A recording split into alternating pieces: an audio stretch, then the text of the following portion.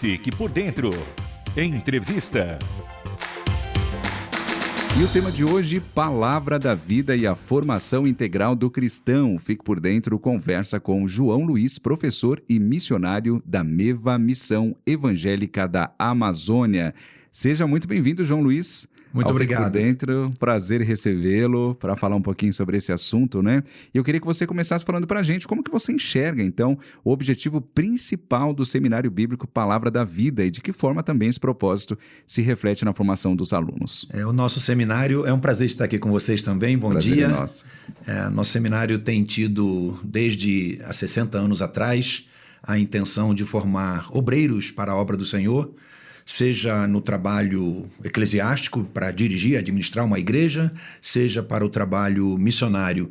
E pensando no objetivo principal do SBPV, a intenção foi realmente de formar obreiros para a obra do Senhor, obreiros transculturais. E tem sido essa a nossa ênfase, a nossa gana, né, durante esses anos. Agora conta um pouco pra gente como foi o seu início no seminário, o que te motivou a entrar, né? E quais foram os principais impactos dessa formação na sua vida e ministério? Ok, a minha experiência ministerial é o trabalho missionário com povos indígenas, como foi dito, junto à MEVA, né? A Missão Evangélica da Amazônia. E nós trabalhamos com 2 etnias, Yanomamis e Macuxis, durante 14 anos, 12 numa e mais 2 na outra. E por causa dessa experiência de campo, nossa missão celebrou uma parceria com o Seminário Bíblico Palavra da Vida. E essa parceria resultou nos elementos João Luiz e Denise e nossos 2 filhos, quando viemos então para Atibaia e ali permanecemos desde 98, a parceria começou oficialmente em 99, então a nossa vinda foi porque o seminário viu que essa experiência de campo poderia somar, contribuir com a formação missionária ou a formação transcultural dos alunos, futuros obreiros, né, ali do seminário. Foi assim que se deu a coisa. E falando sobre essa formação, modelo de formação, conta pra gente como é que funciona esse modelo de formação que é adotado, inclusive, pela Palavra da Vida, né? Sim, o Seminário Bíblico Palavra da Vida, ele está posto num tripé que é baseado em Esdras 7:10, que Esdras tinha decidido estudar a Palavra do Senhor, vivê-la e ensiná-la. Então esse é o tripé que lá nós chamamos de estudo, vida e ministério. Por isso é um seminário de regime de internato.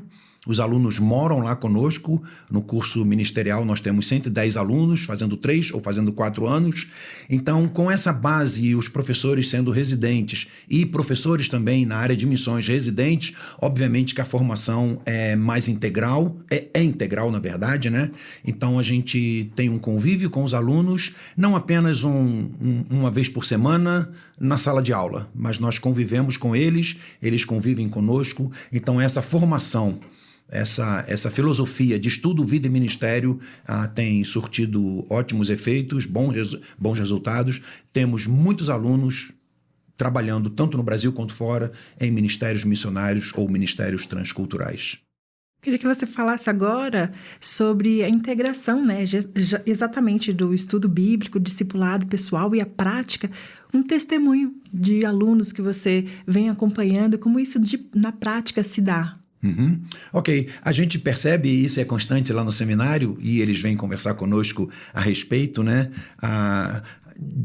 das suas tensões, das suas dificuldades pessoais, muitas vezes com um histórico familiar ou mesmo eclesiástico, né, e eles encontram em nós, professores residentes, aquele ponto de sentar e bater um papo, abrir o coração, orarmos juntos, lermos a palavra do Senhor juntos. Então não é difícil nós termos alunos que vêm até nós e, à medida que o tempo vai passando ali no seminário, ele percebe que a maneira, não apenas a sala de aula, o aspecto acadêmico, mas essa interação, essa conversa pessoal, esse abrir o coração, isso tem causado uma grande diferença.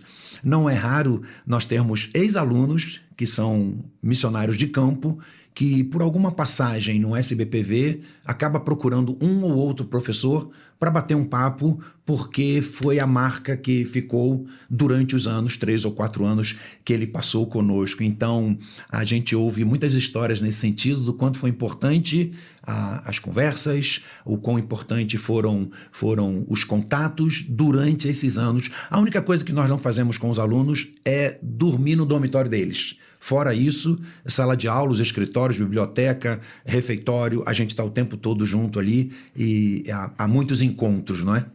E eu fico aqui imaginando também nesses encontros, nesses momentos, né, integrar o tempo inteiro junto ali, de repente muitos deles também começam a ter uma dúvida, mas será que é isso mesmo que eu quero? Será que é o que Deus tem para mim? Com certeza se recebe bastante esses relatos. E qual é a instrução, né, para essas pessoas que estão lá nesse momento, de repente com essa dúvida? É muito interessante porque nós temos muito trânsito de missionários pelo campus. Além dos missionários residentes, temos um casal, eu e Denise, e nós temos um programa lá chamado Programa Missionário em Residência, que são obreiros de campo, famílias, casais, que ficam um ano conosco e durante este ano eles carregam algumas pedras, lecionando e trabalhando com os alunos, tendo um grupo de discipulado. Então, a realidade do campo missionário para o aluno é uma realidade tete a tete com os próprios obreiros. E, na verdade, o campus do seminário, essa certa ruptura que o aluno já fez, saindo de casa, saindo do seu estado, da sua cidade, alguns saídos do seu país, porque temos estrangeiros lá, isso já é um início do que é o trabalho no campo missionário, porque nós vamos encontrar pessoas que estão muito longe de nós geograficamente, mas especialmente culturalmente falando, não é? Por isso o trabalho transcultural. Então o aluno ele pode perceber de forma muito clara a real do que seja o trabalho missionário por causa desses obreiros que estão ali. E sim, mesmo os professores que não trabalharam com outros povos, outras culturas, eles são missionários em dedicação exclusiva naquele lugar. Então, agruras, dificuldades da vida missionária ou da vida ministerial, o aluno está percebendo ali porque ele não vê o professor lecionando em sala de aula apenas. Ele vê o dia a dia. Sim, os alunos eles frequentam as nossas casas, né?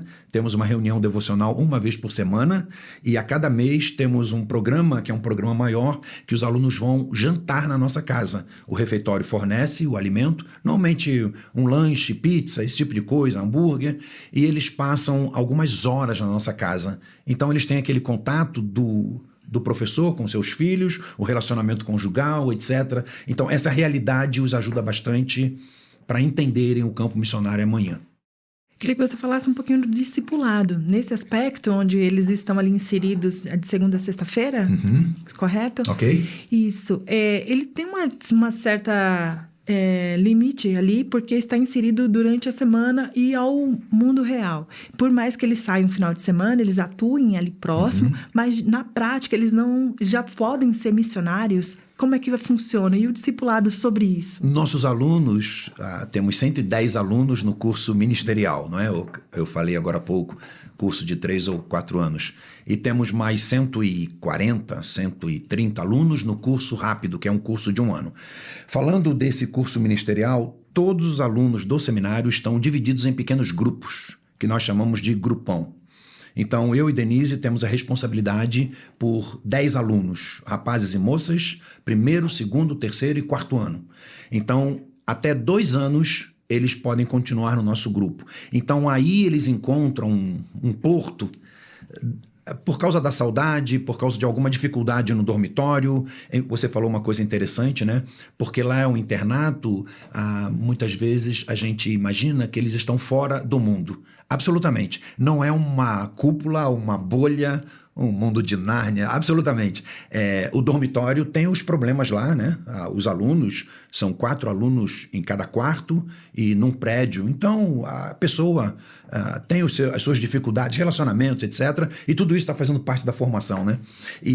Mas pensando nesse grupo de 10 alunos, eles têm em nós um acesso muito rápido e muito fácil para qualquer problema de alegria, tristeza, tensão do coração. E quando nós próprios percebemos alguma coisa, temos toda a liberdade também de chamar a pessoa para conversar, para bater um papo. Obviamente eu trabalho mais com os meninos, a Denise atende mais as moças, né? E nós temos esse trabalho, um compromisso de pelo menos um encontro formal com eles, periodicamente, fazendo perguntas bem objetivas, sendo bem propositivos para saber como está o andamento da situação, porque a gente chama de laboratórios lá no seminário, né?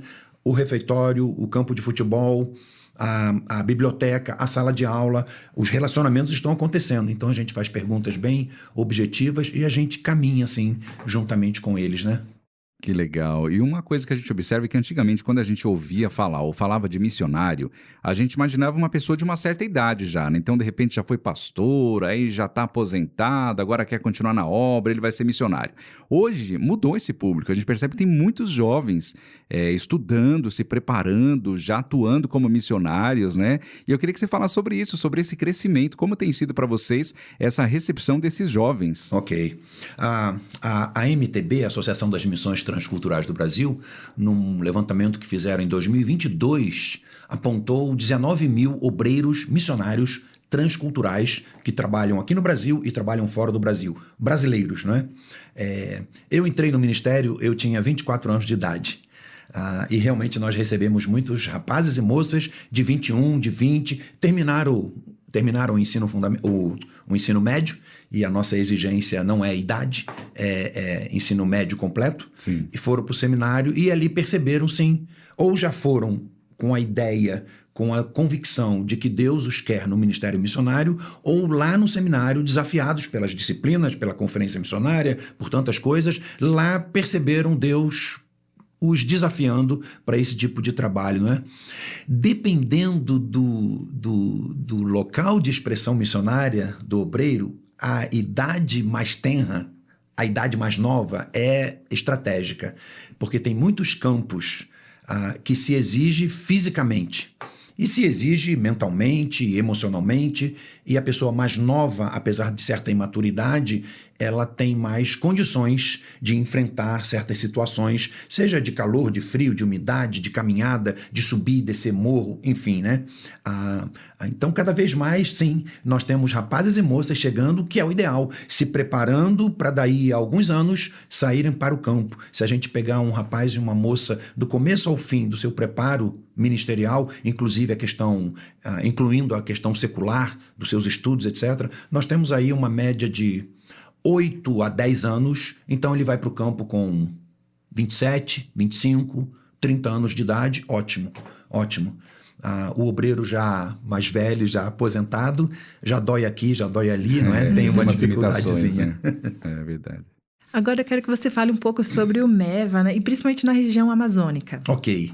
A MEVA é uma agência missionária cujo propósito, o foco é a exposição do nome de Jesus a povos indígenas. Nossa missão tem 66 anos de atividades. Trabalhamos no estado de Roraima, no estado do Pará e no Amazonas. Trabalhamos com meia dúzia, 6 etnias indígenas, e a gente louva muito a Deus, a gente agradece muito ao Senhor, porque há igrejas estabelecidas em vários lugares, várias comunidades, inclusive há comunidades bem isoladas, e você encontra lá a noiva de Jesus no meio do mato. Ontem foi domingo, né? Então muitas igrejas louvando e pregando a palavra, e a gente fica muito feliz com isso. Temos pessoas lá veteranas, não é?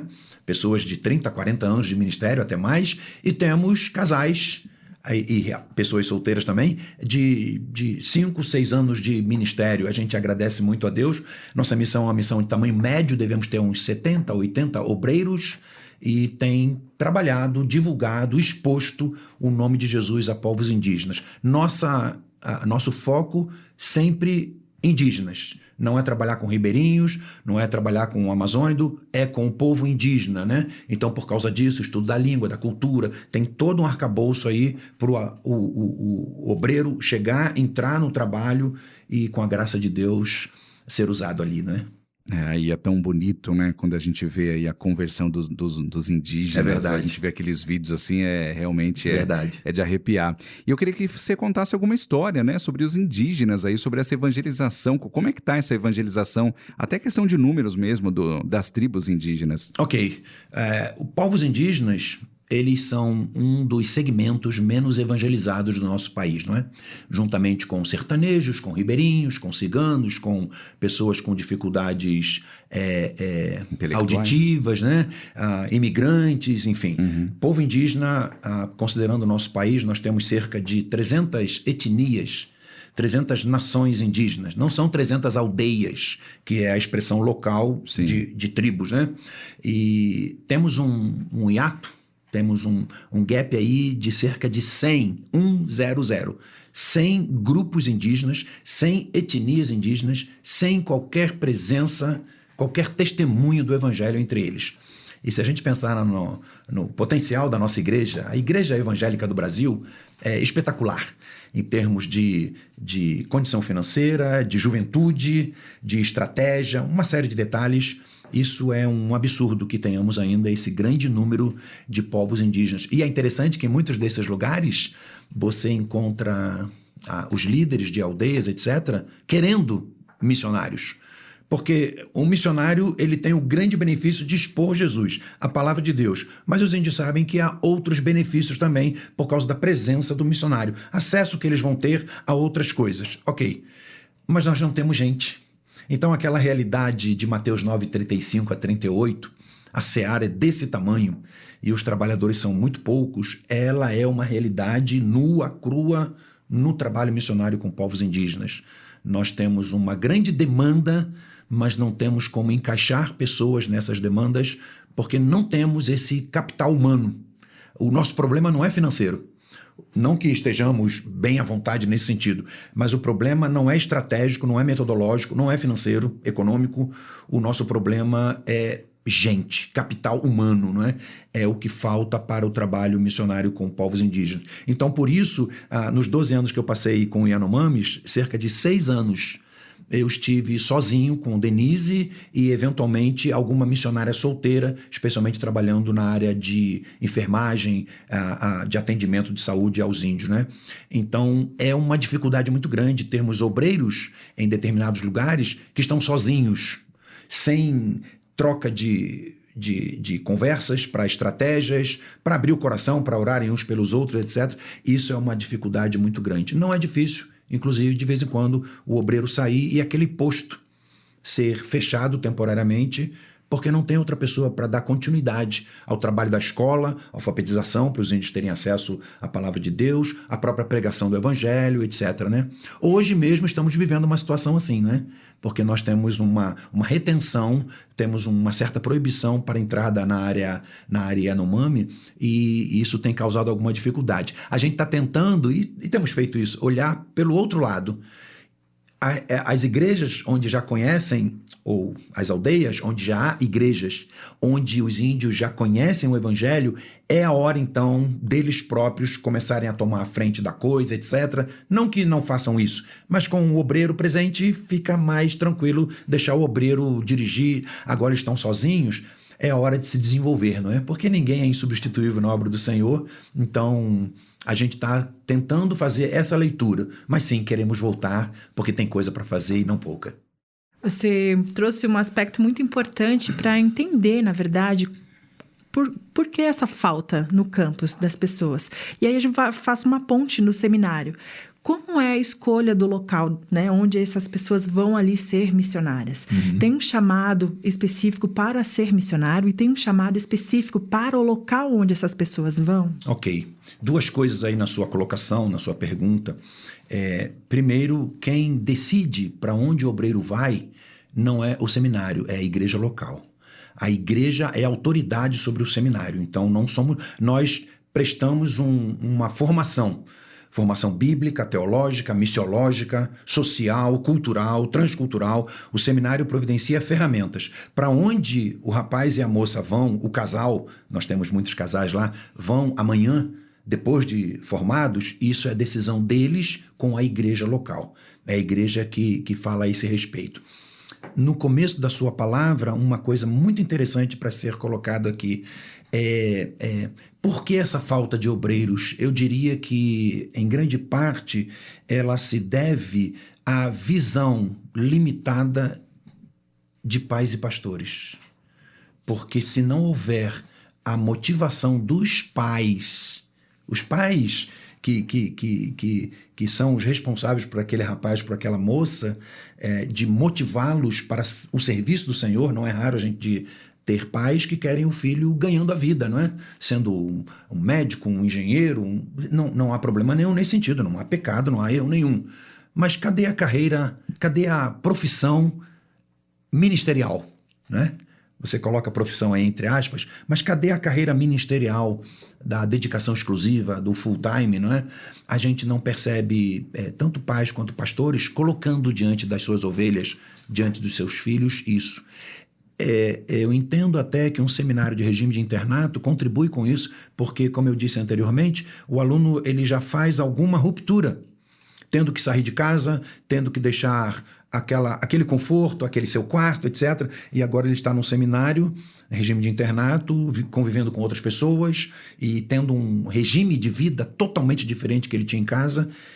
E isso, ele está se preparando então para um próximo passo, que é o passo de ir para aquele campo que não é o seminário que vai dizer. O seminário coloca dificuldades, coloca necessidades, coloca oportunidades. Mas para onde vai, como eu disse, igreja e o obreiro, né? Mas eu acho que essa ruptura, pequena ruptura, é um processo para que ele amanhã vá para além-mar, vá para o meio da selva amazônica, vá para o meio da África, sei lá, vá trabalhar com uma comunidade carente aqui em São Paulo.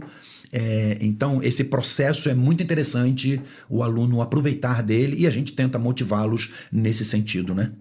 E a gente abre espaço para você fazer aquele convite maravilhoso para aquela pessoa que vai ouvir essa entrevista e está com dúvida, pensando, será que eu vou, será que eu não vou, será que chegou minha hora, será que realmente é o meu momento? Deixa uma mensagem especial aí para incentivar essa pessoa a participar e conhecer mais do Palavra da Vida. Ok, o Seminário Bíblico Palavra da Vida, ele tem um histórico já, e a gente louva ao Senhor por isso, porque é a graça dele, de muitos ex-alunos que estão atuando positivamente em campos missionários diversos, no Brasil e fora.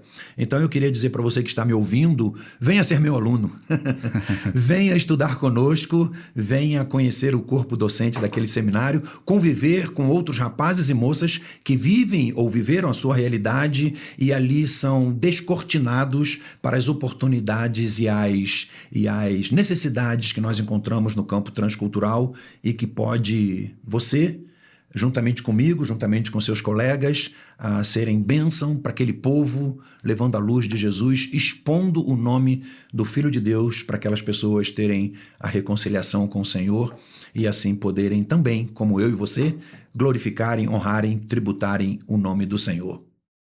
Nossa entrevista está chegando ao final, mas antes gostaríamos de abrir espaço para você divulgar suas redes de contato, e principalmente do seminário. Eu, João Luiz, não tenho redes sociais, não tenho muita paciência com isso. Do seminário, sim, tem Instagram, tem o Face, tem o próprio YouTube, né? Então, só jogar lá SBPV, ou então OPV, Organização Palavra da Vida, que vai ser encontrado facilmente as nossas redes sociais, não é? Mas eu, particularmente, não uso. E o tema de hoje, Palavra da Vida e a formação integral do cristão. E conversamos com o João Luiz, professor e missionário da MEVA, Missão Evangélica da Amazônia. Foi um prazer falar com você e até uma próxima oportunidade. Muito obrigado, igualmente. Deus abençoe os queridos aqui. E o Fique por Dentro vai ficando por aqui. Estamos no ar de segunda a sexta-feira, das 8 às 9 horas da manhã. Curta e compartilhe essa entrevista que, por sinal, foi ótima. Até a próxima. Até mais.